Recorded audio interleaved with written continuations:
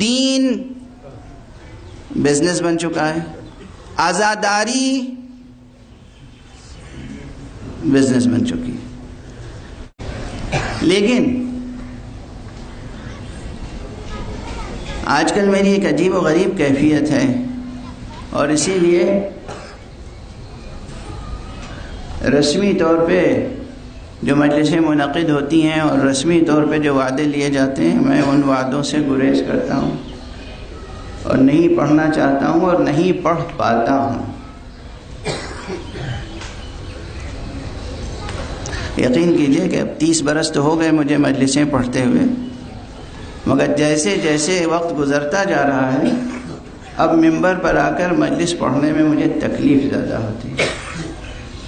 شروع میں نہیں ہوتی تھی تکلیف، اب تکلیف زیادہ ہوتی ہے، اور اس کی وجہ یہ ہے، آپ حضرات سے دست ادب جوڑ کر عرض کر رہا ہوں، عام طور پر جو مجلسی مجمع کا ذوق سماعت ہے، جو ذوق سماعت ہے، جو سننے کا معیار ہے، ایک چیز ہے ذوق سماعت، اور پھر دوسری چیز ہے ہدف سماعت، غرض و غایت جو ہے سننے کی، اس میں بہت کم کہیں پر خدا اور خلوص نظر آتا ہے۔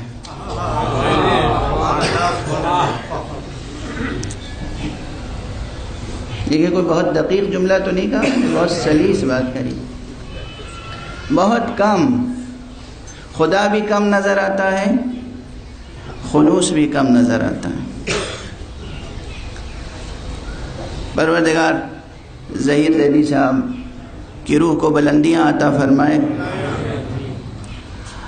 میں نے اس مجلس کا وعدہ اس لیے بھی قبول کیا کہ مجھے یہ یقین تھا کہ وہ مرحوم مغفور میرے اس طرح کے بیانات کو خوشی سے سنا کرتے تھے، اور ہندوستان میں بھی اور ہندوستان سے باہر بھی، اور خاص طور سے ایک سفر مدینہ منورہ کا ایسا تھا کہ جہاں مدینہ منورہ میں مجھے مجلسیں پڑھنے کی سعادت نصیب ہو رہی تھی روزانہ، اور وہ پابندی سے ان مجلسوں میں شریک ہوتے تھے۔ مجلس سے پہلے بھی میں عرض کر رہا تھا کہ امید ہے کہ میں جو کچھ عرض کروں گا اس سے سامعین خوش ہوں یا نہ ہوں، لیکن ان کی روح ضرور خوش ہوگی۔ وہ ایک دانشمند انسان تھے، دانشور انسان تھے، فعال تھے، سوشل ایکٹیوسٹ تھے۔ آج کل جو لوگ دانشور ہو جاتے ہیں اور سوشل ایکٹیوسٹ ہو جاتے ہیں، اب تو سوشل ایکٹیوسٹ ہونا بھی ایک بزنس ہے۔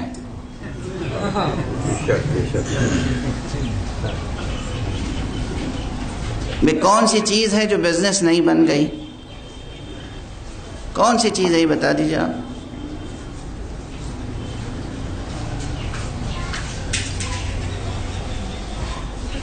تعلیم بزنس بن چکی، طبابت بزنس بن چکی، صحافت بزنس بن چکی، فہرست بہت لمبی ہے۔ دین بزنس بن چکا ہے، عزاداری بزنس بن چکی ہے۔ ارے آپ مانے یا نہ مانے، میں ممبر سے کہہ رہا ہوں۔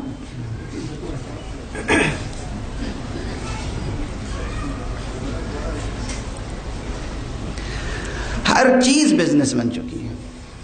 بہت کم مخلص علماء ہیں، بہت کم مخلص مومنین ہیں۔ امید انہی سے قائم ہے، پروردگار ان کا سایہ برقرار رکھے، ان کے توفیقات میں اضافہ فرمائے۔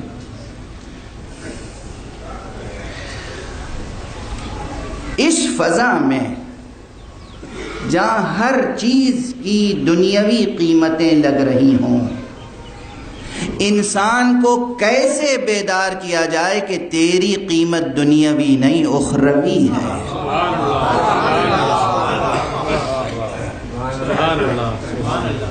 یہ انسان نہ جانے کیوں انسان اتنا گر گیا ہے، اتنا پست ہو گیا۔ انسان خدا کو درک کرے یا نہ کرے، پہلے اپنے نفس کو تو درک کرے۔ بہت مشہور 2 مصرے ہیں علامہ اقبال کے، جہاں انہوں نے فرمایا ہے کہ اپنے من میں ڈوب کر پا جا سراغ زندگی، تو اگر میرا نہیں بنتا نہ بن، اپنا تو بن۔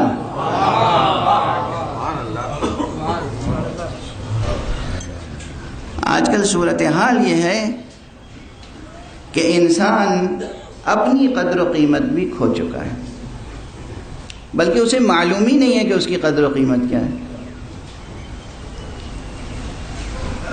پروپیگنڈا، میڈیا، الیکٹرانک میڈیا، ایک شور،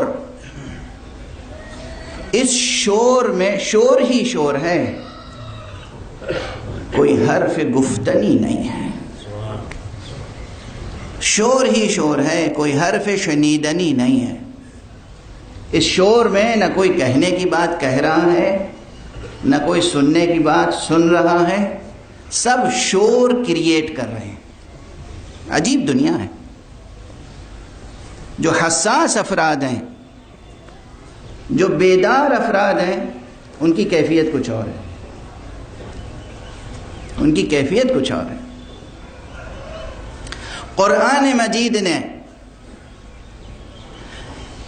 یا وحی الہی نے، چاہے وہ وحی کسی پر بھی نازل ہوئی ہو، حضرت آدم علیہ السلام پر نازل ہوئی ہو، حضرت نوح علیہ السلام پہ نازل ہوئی ہو، حضرت ابراہیم علیہ السلام پہ نازل ہوئی ہو، حضرت موسیٰ علیہ السلام پہ، حضرت عیسیٰ علیہ السلام پہ، حضرت محمد مصطفیٰ صلی اللہ علیہ وسلم۔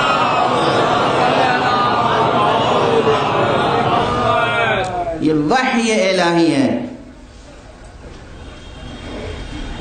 جو انسان کو جھنجھوڑتی ہے اور بتاتی ہے کہ اے انسان، تیری قدر و قیمت بہت زیادہ ہے۔ ایک جملہ میں نے لکھنؤ میں کہا تھا، یاد آ رہا ہے،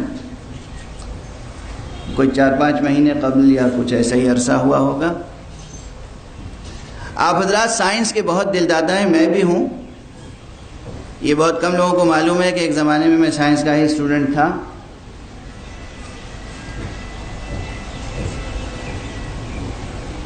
سائنس آپ کا تعارف کس پیرائے میں کراتی ہے معلوم ہے؟ سائنس کی بات کر رہا ہوں میں۔ سائنس آپ کو صرف حیوان سمجھتی ہے۔ میں بہت سے دانشور، سبھی دانشور نظر آ رہے، سائنس آپ کو حیوان سمجھتی ہے، اینیمل ہیں آپ۔ میڈیکل سائنس میں جا کے غور کیجیے۔ مثال دے دوں، اب وہ موضوع تو بہت تفصیلی ہے۔ سائنس 21ویں صدی کی بھی سائنس آپ کو حیوان سمجھتی ہے، اور یہاں تک کہ آپ کی بیماریوں میں جو دوائیں کام آتی ہیں وہ آپ سے پہلے جانوروں پہ آزمائی جاتی ہیں، پھر آپ کو کھلائی جاتی ہیں۔ تمام دنیا کی لیبوریٹریز میں کیا ہو رہا ہے؟ یہ دوائیں چوہوں پہ آزمائی جائیں گی، بندروں پہ آزمائی جائیں گی، کتوں پہ آزمائی جائیں گی، اجلکم اللہ، خنازیر پہ آزمائی جائیں گی۔ یہ دوائیں آزمائی جائیں گی، اور اس کے بعد وہ دوائیں جب وہاں کامیاب ہو جائیں گے تو آپ کو کھلائی جائیں گی۔ یہ سچی حقیقت ہے۔ سائنس آپ کو حیوان سمجھتی ہے۔ یہ وحی الہی ہے جو آپ کو خلیفۃ اللہ کا عظیم منصب عطا کرتی ہے۔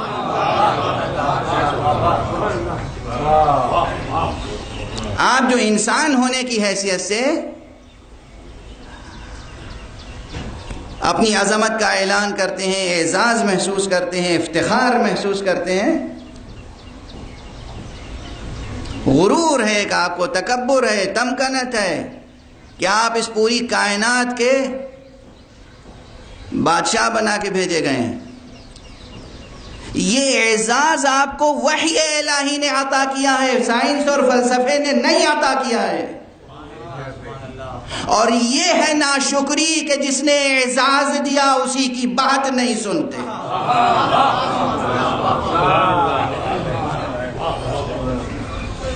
یہ جتنے اعزازات حاصل ہیں آپ کو، انسان، سائنس آپ کو انسان کہتی ہے، سائنس آپ کو انسان کہتی ہے، سائنس آپ کے سر پہ تاج کرامت سجاتی ہے، سائنس آپ کو خلیفۃ اللہ کہتی ہے، سائنس کہتی ہے آپ حیوان ہیں، حیوانوں میں سے ایک، یہ سائنس ہے۔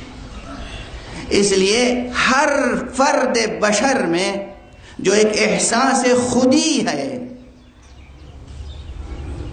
اس خودی کی تربیت کے لیے سائنس زیادہ دور تک کام نہیں آئے گی، مذہب ہے جو کام آئے گا، قرآن ہے جو کام آئے گا، سیرت اہل بیت ہے جو کام آئے گا۔ میں سائنس کو ٹوٹلی ریجیکٹ نہیں کر رہا ہوں، سائنس ریجیکٹ نہیں کی جا سکتی، سائنس کی اپنی اہمیت ہے۔